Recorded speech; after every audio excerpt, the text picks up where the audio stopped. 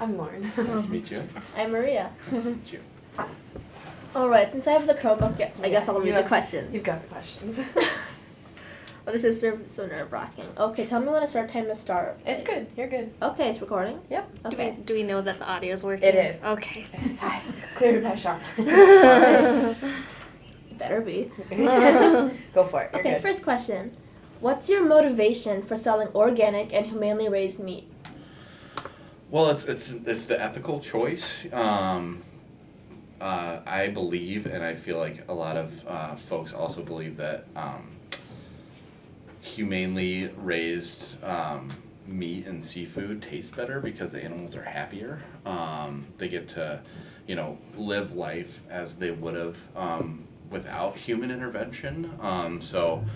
Generally, I think that the meat tastes better. It's better for the environment too, in that, feedlots have a lot of methane that gets emitted. Like I'm thinking of beef in particular, whereas if they're left out to pasture, it's not as great of an impact. So that's kind of the broad answer to that question. Yeah, that's a really good answer. Well, what are the standards meat suppliers have to meet in order to sell their products here at New Pie? For example, I'm pretty sure that, as you said, they have to be, on pastures and they have to be fed organic, feed and stuff, not GMOs and stuff. But is there anything else that meat suppliers have to, meet as a standard in order to sell their products here? So for our seafood in particular, it has to be sustainable.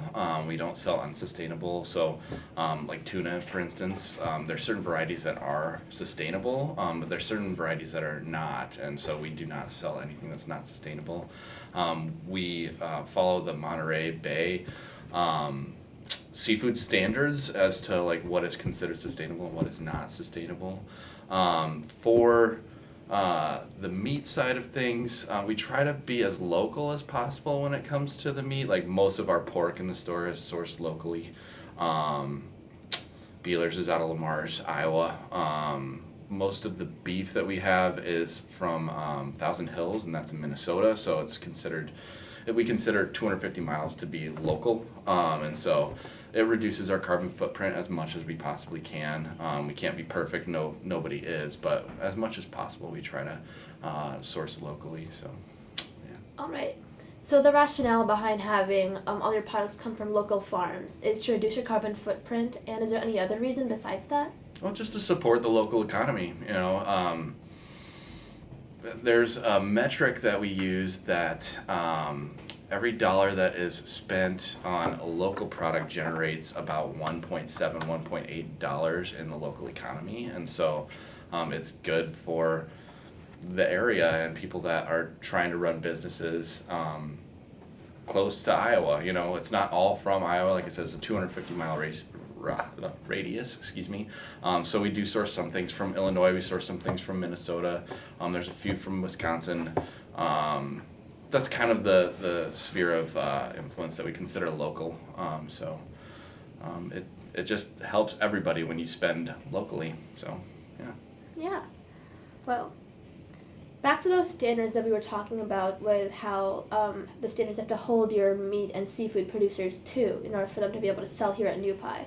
What motivates you and your co-op to be able to hold themselves to these standards? Because I'm sure investing in less humane meat is cheaper, and it cuts a pretty big profit, as you can probably see from how supermarkets work. Mm-hmm. They're able to sell really cheap meat and still make a huge profit off of it because of the way it was raised.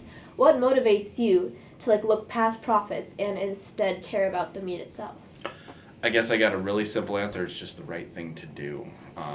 For all the reasons that we've already stated, it supports the local economy, it reduces our carbon footprint, it's better food, it tastes better. It is more expensive. We don't make as high of a profit margin as big box grocery stores do, but that's just not what we're set up to do. We're here to be a local market for people to purchase food that is produced as locally as possible. So it's the right thing to do. Definitely. Well, again with the standards, how do you ensure that your suppliers are meeting your standards? Because I'm sure that it's cheaper for them as well to like look past those standards and instead invest in cheap things that are worse for the animals. How do you ensure that they're sticking to what you've told them to what you expect them to? It's a good question. I personally don't handle that aspect of our business. I'm the store manager, so I manage the people that work in the store here. We have a group of coordinators that manage the suppliers and the relationship with suppliers, and so they do have standards that we have in place that need to be met. We do visits to a lot of our suppliers on a fairly regular basis, but there's a lot of trust involved when it comes to especially the local producers, and we hope that they understand what we're trying to do, and we trust a lot, I guess is what I'll say there. Yeah, and I do feel like that trust between store and farm does establish that kind of like good morale, and that good morale does encourage doing the right thing, as you said. Mm-hmm. How have your standards for raising and selling meat and seafood changed as New Pie has grown? Have your standards gotten higher as the business has grown, or have they stayed the same since you started? So I've worked here for about 14 years now, and I would say that they have stayed relatively the same, but that's because they've always been pretty high, for the standards of what we will sell and what we will not sell, So I would say that they have not increased, but that's just because they're already pretty high. I hear you.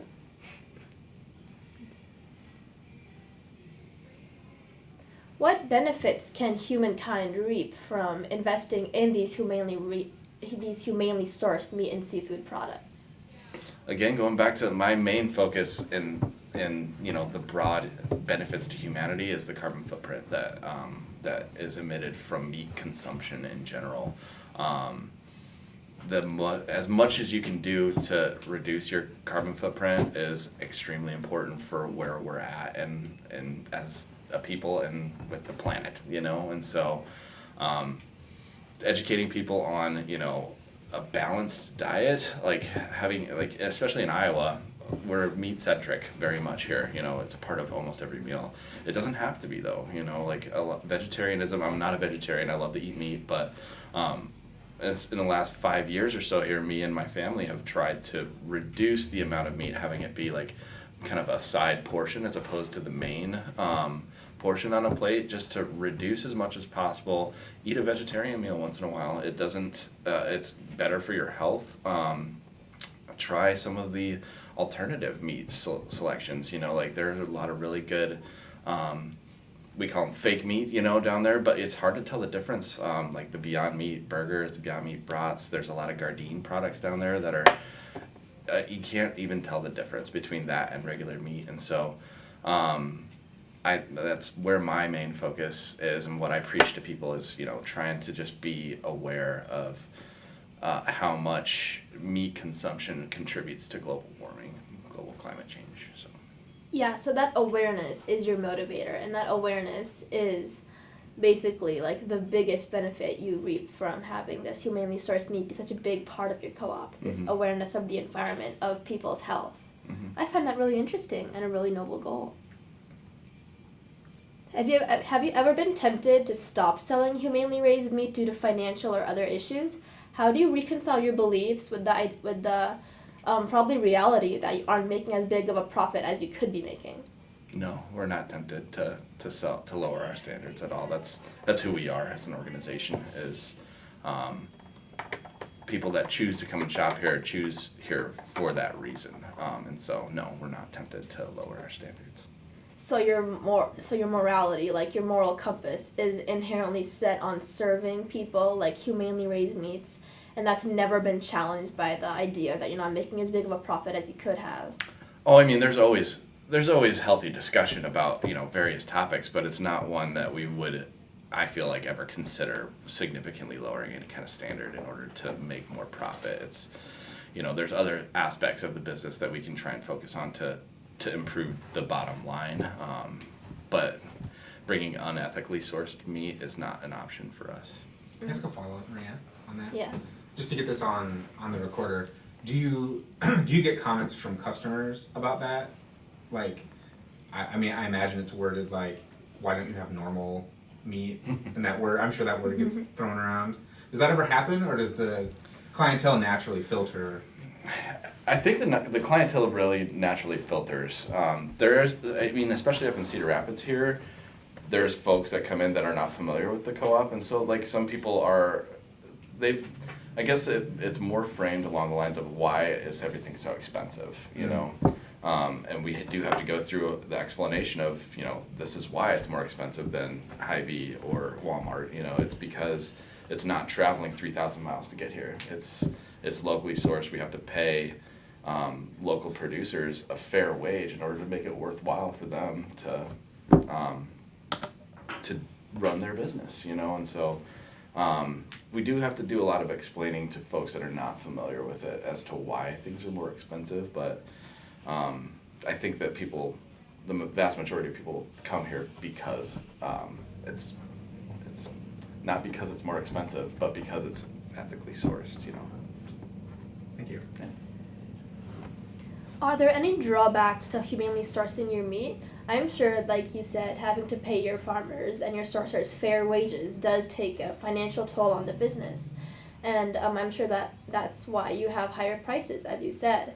But are there other things about the humanely sourced meat that you can just see as drawbacks sometimes? I mean, you already said it in the question. It's just more expensive. That is the main hurdle that we have to jump in order to offer the products that we do. And so we try to have reasonable prices as much as possible, but it is more expensive than your traditional grocery stores because it's higher quality. Definitely. Is there anything you wish you could change about the current way you buy and sell meat? For example, do you wish your standards could be even higher than they already are? That's a tough one, I would say no, because we already have pretty high standards, and so there's not really much in the way of anything that we could do to have even higher standards. We try to keep our standards high and keep them there for the reason that it's like, I'll go back to what I said, it's just the right thing to do, and so I would say no to that. All right. And to reiterate, your standards for humanely sourced meat are animals that can live on a pasture and not be confined, animals that are fed organic food with no GMOs, animals that are antibiotic free and hormone free. Is there anything else that I'm missing? Not that pops right into my head right off the bat. I will re-mention the seafood side of things as well as always sustainable as well. We don't sell unsustainable seafood, so. Right. And finally, could you compare yourself and your products and your co-op to a national supermarket chain? What would be the similarities and differences between your business models and your ethical standards? Could you repeat the question? Could you compare yourself and your products and your co-op in general to a national supermarket chain, one that you'd find in every big city, one that lives to make profits? I mean, I guess your closest big chain would be Whole Foods, but we're not like Whole Foods in the fact that we are a cooperative, The co-ops actually form their own chain as part of the NCG is what it's called, National Cooperative Grocers. So we band together as a group to have negotiating power with some of the big distributors, such as UNFI, which is the United Natural Foods Industry. The closest comparable corporate structured business would be Whole Foods because they also concentrate on organic, naturally focused products. They say that they concentrate on local, but if you really look at their product mix, they don't do it nearly as good of a job as co-ops do. So I would say Whole Foods, but I would also refer to the chain of co-ops that exist. So we have 3 stores as New Pioneer in Cedar Rapids, Iowa City, and Coralville. But there's a whole 140 grocery stores that are a part of the NCG, and that number is always changing. So we are our own kind of chain of grocery stores, loosely connected with each other in order to garner more buying power. So, yeah. What are some of the benefits to like the human body while eating some of the meats that are not, or the barely meat or beyond meats, or like the substitutions and the healthier aspects of it? I guess I'm not as familiar with the science behind it. I just know based on personal experience, like when you reduce your meat consumption, you just feel better as in general.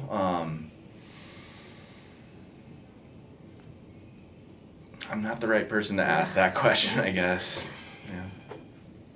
As a company, would it be like, is it one of your outreach goals to try to like show those benefits potentially, like what some of the different foods and the more natural side of things, is that a goal of yours, or is it just to give an option as? Sure, we do try to spread the word, especially with people that make it into the store. We do try to do like sampling on a really regular basis. We try to have and rotate the samples that are out there to expose people to like some foods that they might not have tried otherwise.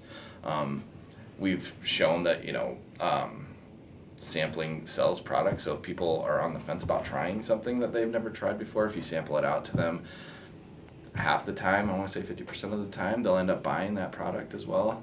The other half may not buy it, but at least they were exposed to that product, and they have a little bit of knowledge about an alternative option moving forward, kind of thing. So. Thank you. Yep. And just one last thing. What is the biggest challenge you faced as a store manager or as a co-op, whichever one you like? Competition is tough, and especially recently. There's been a lot of new grocery stores opening up that focus on natural, organic foods that are chain grocery stores that are not as ethical as the co-op is, but they portray themselves as such. So, Natural Grocers up here opened up a couple years ago. There was a fresh market in town. But even like the Hy-Vees and the Walmarts and the Targets, they are bringing in like an organic section now that competes with us, and that's difficult to compete with big stores like that. And so that's been very, very difficult. We have seen some declining sales because of so much competition, especially in our Johnson County stores. The Trader Joe's just opened up down there, which I'm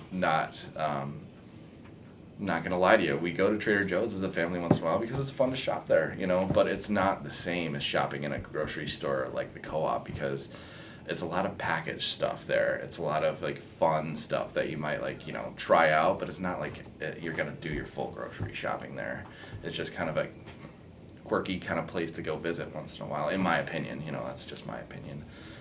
But I would say that the biggest challenge has been just the sheer number of competitors that have entered into the market in recent times. So, why do you think the marketing, like you guys have been, I've lived in Iowa for 35 years, and your guys' marketing has always been the same, right? Clean, good, real food, right? And I feel like that went from weird to super trendy really fast. Do you, how have you guys handled that sort of co-opting of your message and almost like theft to some degree? Is that just how the market works? It's just how the market works. It's we've always believed in that because we think it's the right perspective to have on food. And now that it's more mainstream, it makes it more difficult for us for sure. But we're still gonna do what we do, and that's try and focus as much on local as possible, be as organic as we can, and really just prove to people that might be shopping in multiple places that we are the best option for if those are what is important for you, and so, yeah. Cool. How are we doing on time, guys? 20 10, minutes. 12. Oh, perfect. You guys want to ask about B-roll? Oh yeah, can we film B-roll in the store? Sure. Keep faces and prices out. But We'll do that. cool. Any last questions, Thank team? you. I don't know. I think I'm good. Yeah, I thought that was a really good interview. I think Thank you. it was really Great. useful. Thank you Thanks so so much. much Oh, for my your pleasure. It was time. nice to meet you Yeah. guys. Yeah. Yeah, thanks so much for your time. Let's go get some shots in. Nice meeting you. Nice to meet you. Thanks for coming.